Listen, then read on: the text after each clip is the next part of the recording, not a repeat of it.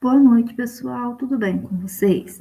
Então, no vídeo de hoje, eu vou explicar para vocês o conteúdo e os exercícios da semana 3. E nesta semana, nós estudaremos sobre trigonometria e funções trigonométricas, certo? Então, primeiro, vamos começar a entender melhor o que são essas funções trigonométricas. E também precisamos, entender melhor o que é trigonometria no triângulo retângulo. Para isso, nós precisamos primeiro entender o que é um triângulo retângulo. Então, aqui eu trouxe uma definição para vocês. O triângulo retângulo é aquele que possui um de seus ângulos internos com a medida de 90 graus, que nós chamamos de ângulo reto. Então, o triângulo retângulo, ele possui esse ângulo aqui, ó, o ângulo de 90 graus. E os demais ângulos do triângulo, esse ângulo B e esse ângulo C, são ângulos agudos, ou seja, são ângulos que possuem medidas menores que 90 graus. O triângulo retângulo, os lados desse triângulo retângulo, eles possuem nomes especiais, que nós vamos ver agora, tá? Então, olha só, nesse triângulo aqui ao lado, nós temos os ângulos internos, que são os ângulos que estão dentro do triângulo. Esse ângulo amarelinho, o ângulo alfa, o ângulo roxinho, beta, e o nosso ângulo de 90 graus, que todo triângulo retângulo tem, certo? Esse triângulo é composto pelos lados A, B e C. Tá vendo esse lado C aqui? Ele fica de frente para o ângulo de 90 graus. E ele também é o maior lado do nosso triângulo retângulo. Então, esse lado, o lado C, a gente denomina de hipotenusa. Então, quem é a hipotenusa de um triângulo retângulo? A hipotenusa é sempre o lado oposto ao ângulo reto, ou seja, é o lado que fica em frente ao ângulo reto. E também é o maior lado do triângulo retângulo. Já os outros dois lados, o lado B e o lado A, são chamados de catetos. Dependendo do ângulo que a gente considera, esses lados podem ser ou o cateto oposto ou o cateto adjacente. Como assim, professor? Vamos com calma. Vamos considerar esse ângulo alfa aqui. Considerando esse ângulo alfa, o lado A está em frente a ele, certo? Então, nós dizemos que o A é o cateto oposto ao ângulo alfa. Já o lado B fica do lado do nosso ângulo alfa. Então, nós dizemos que o lado B é adjacente, é o cateto adjacente ao ângulo alfa. E o C é a nossa hipotenusa. Agora, se eu considerar o meu ângulo beta, esse ângulo roxinho, nós vamos ter o seguinte: o ângulo B, o lado B, é o lado que está em frente a ele, certo? Então, considerando o ângulo beta, o lado B será o cateto oposto a ele. Já o lado A vai ser o cateto adjacente ao meu ângulo beta, certo? Então, são esses três os lados do nosso triângulo retângulo.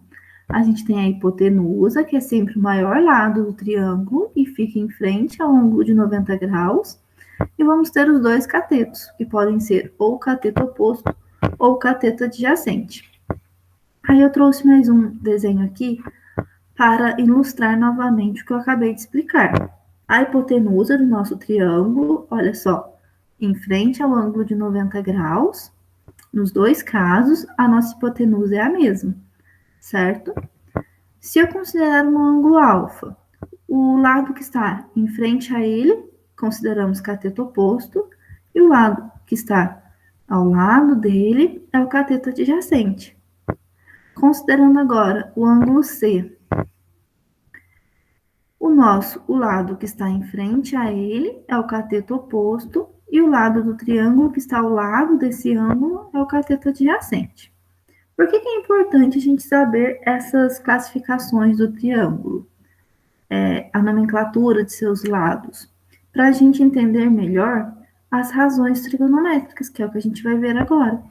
Cada uma das razões, o seno, o cosseno e a tangente, vai utilizar um os lados, né? Os lados desse triângulo, para a gente poder utilizar essa relação, essa razão. Então, vocês precisam saber identificar quem é a hipotenusa, quem é o cateto oposto e quem é o cateto adjacente, tá bom? Então, vamos lá. Ó. A primeira razão trigonométrica. Seno de um ângulo, alfa, por exemplo. Para a gente encontrar o seno de alfa, basta a gente usar o cateto oposto dividido pela hipotenusa. Para encontrar o cosseno de um ângulo alfa, basta a gente fazer cateto adjacente dividido pela hipotenusa. E para a gente encontrar a tangente de alfa, basta a gente fazer cateto oposto sobre cateto adjacente. Então, essas são as três fórmulas das razões trigonométricas: seno, cosseno e tangente. Vamos fazer um exemplo usando essas três razões aqui, parecido com os exercícios dessa semana? Vamos lá, ó. O exemplo 1 e 2 eu vou fazer daqui a pouquinho. Vamos fazer o exemplo 3 primeiro, tá? Um avião levanta voo sobre um ângulo constante de 20 graus. Após percorrer 5.000 metros em linha reta, qual será a altura atingida pelo avião aproximadamente? Utilize seno de 20 igual a 0,342, cosseno de 20 graus 0,94 e tangente de 20 graus 0,364. Então, a gente vai olhar para esse desenho, entender o que foi falado no enunciado e resolver o exercício. A gente precisa identificar se a gente vai usar o seno, o cosseno ou a tangente. Como que a gente identifica isso? Vamos para o exercício para ver. Olha só, aqui a gente tem um ângulo de 20 graus, certo? A gente quer descobrir essa altura H que o avião está, né, do solo, sendo que ele percorreu esses 5.000 metros. Então, vamos lá. O H, ele é o cateto oposto do ângulo de 20 graus, certo? Vou escrever aqui, ó. Cateto oposto. 5.000 metros é a hipotenusa do meu triângulo retângulo. Tá vendo que aqui a gente tem um ângulo de 90 graus? Os 5.000 metros está em frente a esse ângulo. Então, ele é a nossa hipotenusa. Então, ó, nós queremos encontrar o cateto oposto e nós temos a hipotenusa. Cateto oposto sobre hipotenusa, de qual razão trigonométrica a gente está falando? É da tangente? Não, tangente é cateto oposto sobre cateto adjacente. É do cosseno? Não, cosseno é cateto adjacente sobre hipotenusa. É do seno? Sim, o seno é cateto oposto sobre hipotenusa. Então, aqui a gente está querendo encontrar o seno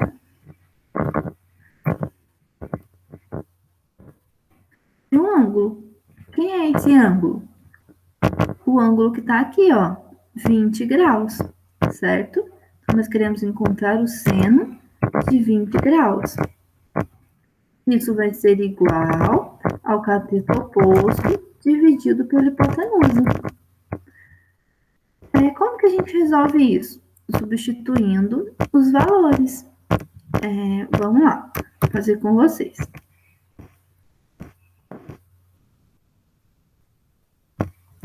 Seno de 20 graus. Seno de 20 graus é igual a 0,342. Então, no lugar do seno de 20 graus, eu vou colocar 0,342. Isso vai ser igual ao cateto oposto. O cateto oposto é o nosso H, é a altura que a gente quer encontrar. Então, vou substituir por H. E a hipotenusa vale 5.000 metros. 5.000. Certo? Agora a gente continua resolvendo. Eu quero encontrar o valor do H. Então, o que eu faço? Passo esse 5.000 para o outro lado. O 5.000 está dividindo, ele vai para o outro lado multiplicando. Então, eu vou ter 5.000 vezes 342. Isso vai ser igual ao H, a minha altura, quem eu quero encontrar. Então, agora é só a gente multiplicar esses dois números. 5.000 vezes 0,342. Isso vai ser igual a 1.710. Então, meu H vai ser igual a 1.710 metros. Prontinho. Essa é a resposta do exercício, certo? O exercício 3 aí da lista de vocês é bem parecido com esse, tá? Então, vocês já podem pausar o vídeo e tentar fazer o exercício 3. Vamos para o próximo exercício 4. Uma escada que mede 6 metros está apoiada em uma parede. Ó, suponha que este lado aqui, ó, seja a escada apoiada em uma parede. Sabendo-se que ela forma com o solo um ângulo alfa, que ângulo é esse? Não sei. E que cosseno de alfa é igual a raiz de 5 sobre 3, a distância de seu ponto de apoio no solo até a parede em metros é. Então, a gente quer descobrir essa distância aqui, a distância do ponto de apoio da escada até a parede. E a gente sabe que esse lado aqui, né, a escada, ela mede 6 metros. E a gente também sabe que o cosseno desse ângulo aqui vale raiz de 5 sobre 3. Então, vamos usar essas informações que a gente tem. Tá? Então, vamos lá. Cosseno do nosso ângulo alfa vai ser igual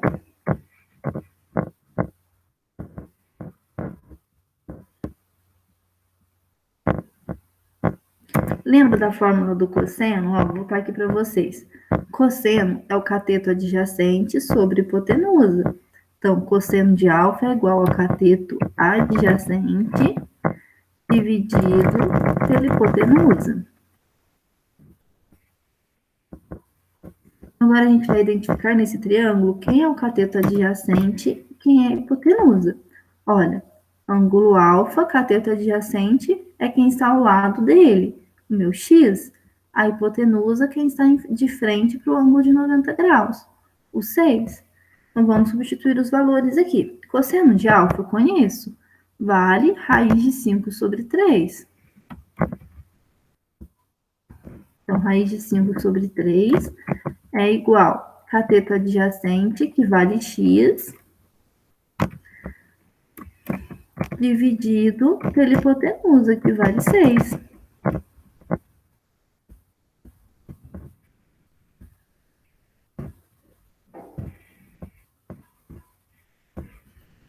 Certo? Então, nós temos essa seguinte igualdade. Raiz de 5 sobre 3 é igual a x sobre 6. Dando continuidade aqui, ó, temos igualdade de duas frações. Como que a gente faz para resolver? Multiplica cruzado. 3 multiplica o x, 3 vezes x, 3x. Isso vai ser igual a 6 vezes raiz de 5. 6 raiz de 5.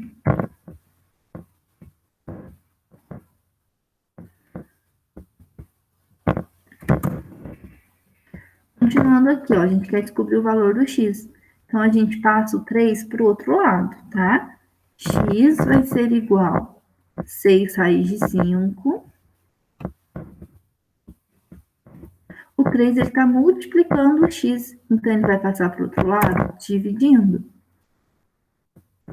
Dividido por 3.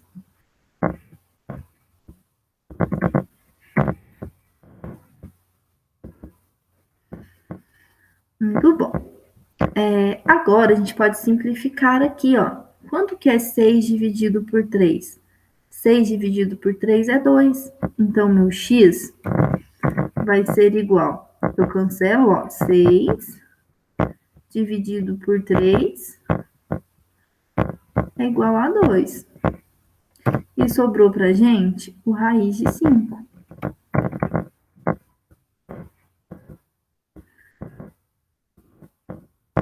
Então, x é igual a 2 raiz de 5. Nossa resposta correta é a letra A, certo? Bom, agora que a gente já viu, né, alguns exemplos sobre trigonometria no triângulo retângulo, nós vamos dar continuidade aqui, tá? Ao assunto da aula de hoje. O próximo assunto é radianos e graus. Radiano e grau são as unidades de medidas dos nossos ângulos, certo? São as unidades de medidas mais conhecidas, mais utilizadas.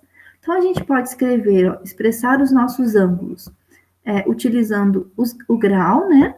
Então, a gente tem 360 graus, 180 graus, 90 graus. Ou a gente pode escrever em radianos. 360 graus é a mesma coisa que 2π radianos. 180 graus, π radianos. 90 graus, π sobre 2 radianos. E a gente pode transformar qualquer ângulo, qualquer grau em radiano e qualquer radiano em grau. De que forma? Utilizando a regrinha de 3. Olha só, nós vamos utilizar essa relação do meio aqui, ó. 180 graus equivale a π, certo? Vou fazer um exemplo aqui com vocês. Olha, qual é a medida de π sobre 4 radianos em graus? Bom, primeiro a gente vai montar nossa regrinha de 3. Como eu disse para vocês, olha, 180 graus vale π. Então, ó, 180 graus equivale a π.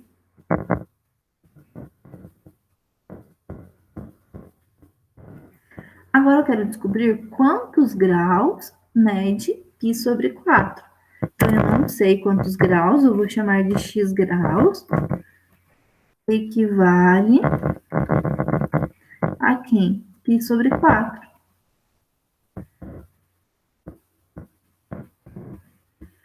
Agora, o que a gente faz? A gente multiplica cruzado. X multiplica π, 180 multiplica π sobre 4. Então, vamos lá?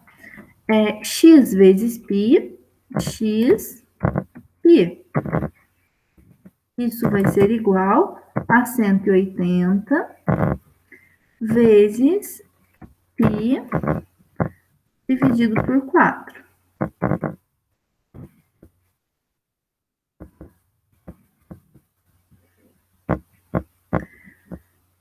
Vamos lá. Primeiro, vamos simplificar essa divisão aqui, olha. 180 dividido por 4. Não sei fazer, professora? Pode usar a calculadora. Olha só, 180 dividido por 4. Isso vai ser igual a 45. Então, eu tenho que xπ é igual a 45 graus, né? Aqui faltou eu colocar o graus, vezes π, que sobrou aqui.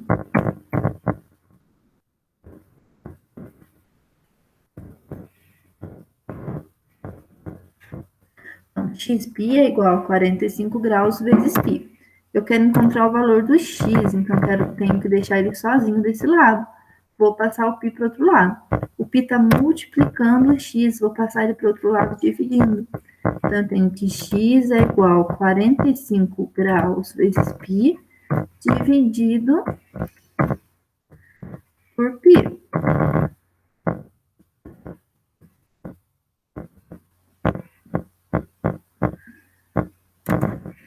Então, quem é o meu x? Olha só, apareceu π em cima, π embaixo. Cancelo.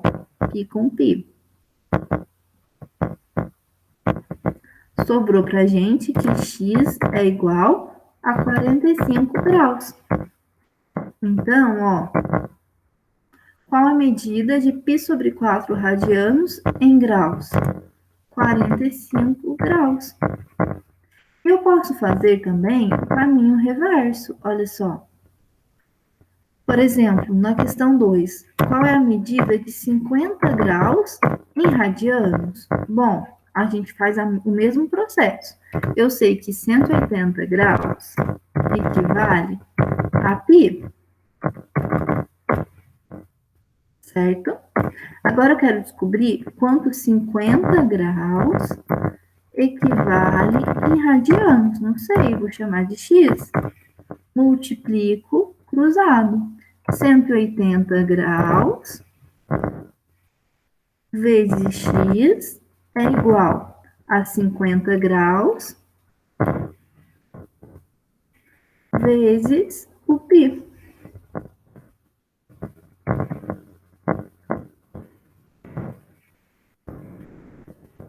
O que eu faço agora? Quero encontrar o valor do x.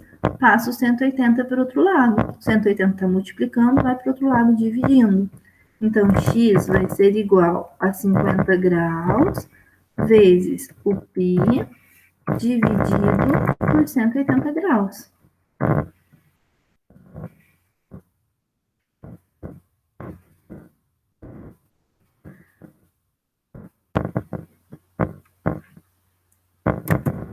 E agora? Agora eu tenho que x é igual a 50 e 180. Eu posso dividir os dois por 10. 50 dividido por 10 é igual a 5. 180 dividido por 10 é igual a 18. Certo? E sobrou pra gente aqui em cima o π. Então, x vai ser igual a 50π sobre 18. Então, 50 graus, 50 graus equivale em radianos, 5π sobre 18. Essa seria a nossa resposta.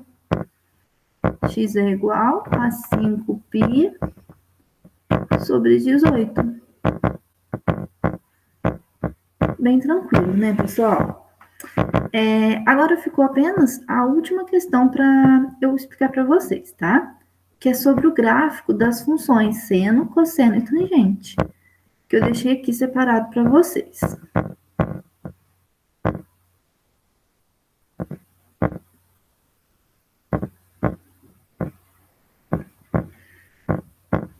Olha só, essa função seno de x é a função do seno. E a função seno tem algumas características. Olha só, a função seno, ela é ímpar. O que significa uma função ser ímpar? Olha só, se eu pegar dois pontos inversos, né? Os dois pontos opostos do meu eixo x, né? O eixo x é esse eixo que está deitado. Por exemplo, vou pegar o ponto 1. O ponto 1 positivo mais 1, ele está localizado no meu gráfico bem aqui. Vou marcar um ponto nele para vocês verem. Bem aqui, ó. Então, quando o meu x vale 1, no meu gráfico, né, no y, aqui, ó, eu tenho 0,84. Agora eu vou pegar o oposto do 1, que é o menos 1, tá vendo? E vou ver aonde que ele vai no meu gráfico. Bem aqui, ó, menos 1, ele representa no meu gráfico bem esse ponto aqui, ó, menos 0,84. Quando eu pego os dois números opostos no eixo x, né? Por exemplo, eu peguei o 1 e o menos 1. E no eixo y, né? Esse outro número aqui são números diferentes, eu digo que a minha função é ímpar. Então, a minha função seno é uma função ímpar. Outra característica da função seno, ela é periódica. O que isso significa? Que ela se repete de período em período. Olha só, ela vem aqui, depois ela repete o mesmo processo, ó, para cima. Se a gente continuar aqui, ó, se eu chegar para cá, ó, continua, ó, para cima, para baixo, para cima, para baixo. Isso significa que ela é periódica, certo? Ela se repete de período em período. Limitada, por que ela é limitada? Porque ela não passa dessa reta aqui, ó, e nem dessa, ela é limitada. certo? Ela não vai mais para cima nem mais para baixo. Ela é contínua. O que que isso significa? Significa que a gente pode continuar esse gráfico aqui, ó, infinitamente, tanto para o lado negativo quanto para o lado positivo, certo? E a função cosseno? Quais são as características dela? Vou colocar a função cosseno aqui para vocês verem agora.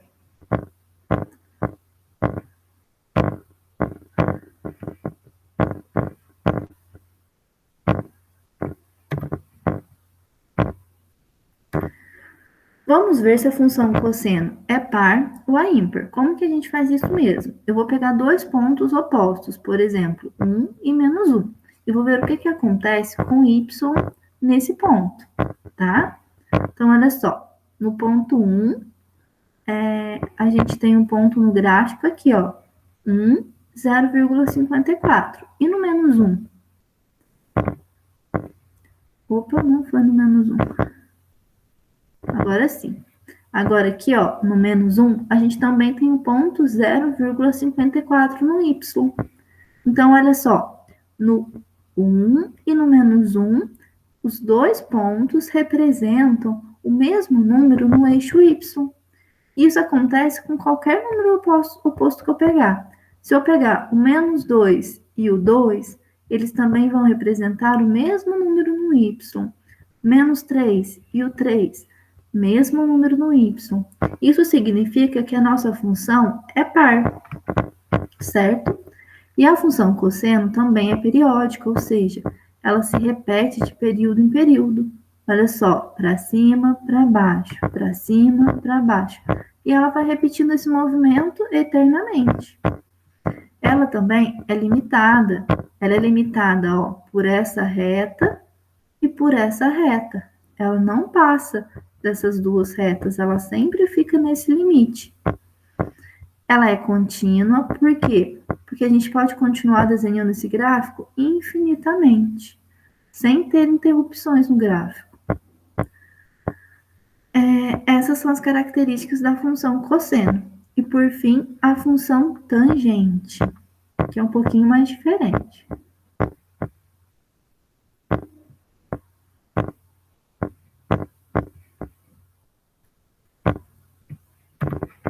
Então, aqui a gente tem um gráfico da função tangente. Quais são as características dela? É uma função ímpar. Lembra o que é uma função ímpar? É a mesma coisa do seno. Se eu pego, por exemplo, 1 e menos 1, e vejo o que eles representam. Eles representam números diferentes no eixo y. Olha só. O 1 está aqui. Ele vai representar no meu gráfico esse ponto aqui, ó.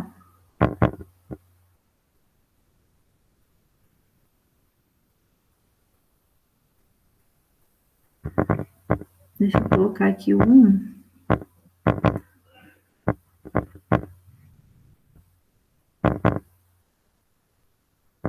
Ó, o 1, ele representa no meu eixo y 1,56. Se eu pegar o menos 1, olha só. Menos 1, aonde que ele vai encontrar o gráfico? Infinitamente lá em cima, nem sei aonde. Tá vendo? Ele nem encontra o meu gráfico. Então, quando f de 1 e menos 1 são diferentes, a gente diz que a nossa função é ímpar. Então, a função tangente, ela é ímpar. Ela é periódica, por quê? Porque ela também se repete de período em período. Olha só, tenho esse gráfico aqui, ele se repete aqui, se repete infinitamente. Ele é descontínuo, por quê? Tá, primeiro tem ilimitada. Por que esse gráfico é ilimitado? Porque ele não tem nenhuma reta onde ele fica para ele ficar entre essas duas retas, olha. Ele continua infinitamente lá para cima e infinitamente lá para baixo. Então, ele é ilimitado, certo? E também é descontínuo, por quê? Olha só, aqui eu tenho meu gráfico. Para eu passar para esse outro, eu tenho que tirar. Imagina se você estivesse com um lápis, né? Desenhando esse gráfico. Para você desenhar essa outra parte, você teria que tirar o seu gráfico da folha, vim aqui para o lado para desenhar essa parte.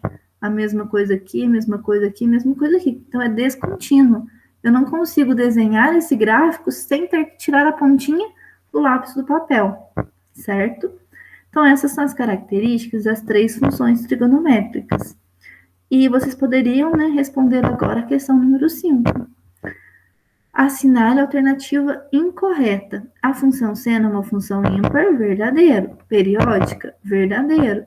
Limitada, verdadeiro. Contínua, verdadeiro. Letra B. A função cosseno é uma função par. Correto. Periódica, correto. Limitada, correto. Contínua, correto. Agora, letra C. A função cosseno é uma função ímpar. Falsa. A função cosseno é uma função par. Então, a alternativa incorreta é a letra C. Bom, pessoal, espero que vocês tenham compreendido, né, a aula de hoje. Qualquer dúvida, eu estou à disposição. Podem me mandar uma mensagem. Até a próxima aula. Tchau, tchau.